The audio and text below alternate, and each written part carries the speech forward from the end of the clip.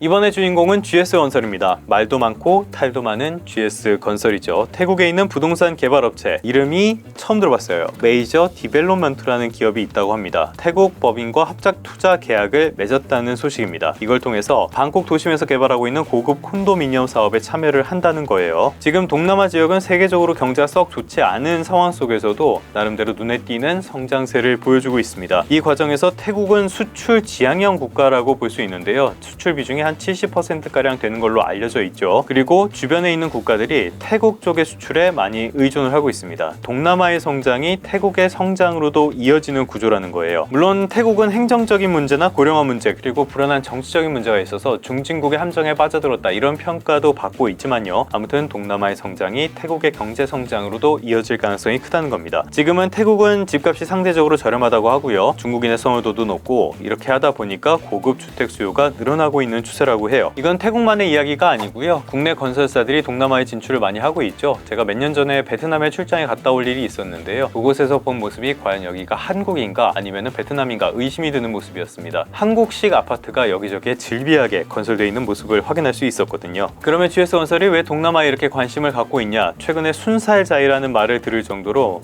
조롱거리도 되고 브랜드 이미지가 굉장히 안 좋아졌죠. 꼭 그것보다는 국내 산업에 한계가 있으니까 해외 진출해서 활로를 찾는 것이라고 볼 수 있겠습니다. 건설사의 주요 사업 영역은 크게 세 가지가 있습니다. 토목, 그리고 플랜트, 그리고 우리에게 유명한 주택 사업, 이렇게 세 가지 정도를 꼽을 수 있는데요. 물론 모든 게 다 중요하지만 이 중에서도 이익이 가장 많이 나는 것은 주택 사업입니다. 부동산 시장이 전반적으로 좋아지면 좋겠지만 그것보다는 청약 시장이 좋아져야지 건설사들이 많은 이익을 가져갈 수 있겠죠. 최근 들어선 부동산 시장이 많이 개선되는 흐름을 보이고 있습니다. 하지만 이거는 전반적인 모습은 아니고요. 수도권, 그 중에서도 서울이 개선되면서 전체를 이끌어가는 모습이라고 평가를 해볼 수 있겠습니다. 콕 집어서 이야기를 하긴 그렇지만요. 최근에 서울 지역에서 분양한 아파트가 하나 있습니다. 여기는 지하철역이랑 한 15분 정도 거리가 떨어져 있거든요. 근데 이게 엄청난 오르막길이에요. 거기다가 이면 도로이기까지 해서 좀 불편하기도 하거든요. 이런 아파트가 10억대, 최소 10억대로 가격이 나왔고요. 청약을 진행했는데 굉장히 경쟁률이 높았습니다. 반대로 같은 날에 접수를 시작한 지방단지는 미달하는 모습을 보였거든요. 그러니까 분양시장의 양극화 문제가 갈수록 심화하고 있다라고 평가를 해볼 수가 있겠어요. 전반적인 부동산 시장의 부활이냐, 여기에 두고는 여러 가지 논의가 오가고 있긴 하지만은 아직 전반적인 개선으로 보기에는 어렵다는 게 대체적인 시각이고요. 여기에 금리도 높아졌고 원자재 가격도 엄청 올랐거든요. 그렇기 때문에 지속적인 화랑세가 이어질지에는 변수가 많다는 평가가 나오고 있습니다. 그렇다 보니까 해외 투자, 이런 태국이나 동남아 같은 곳으로 눈을 돌리고 있는 거예요. 당장 올해 세계 건설 시장 규모는 1년 전보다 한 자릿수 정도 성장할 것으로 전망이 되고 있습니다. 특히 고성장을 이어갈 것으로 보이는 태국 같은 동남아, 이쪽이 과거에 중동이 했던 역할처럼 성장, 건설 기업들의 성장의 원동력이 될 수 있다는 그런 평가가 나오고 있는 겁니다. 그렇기 때문에 건설 회사의 해외에서의 움직임에도 주목할 필요가 있겠습니다. 그러면 성공 투자하시고요. 다음 시간에 다시 뵙도록 하겠습니다.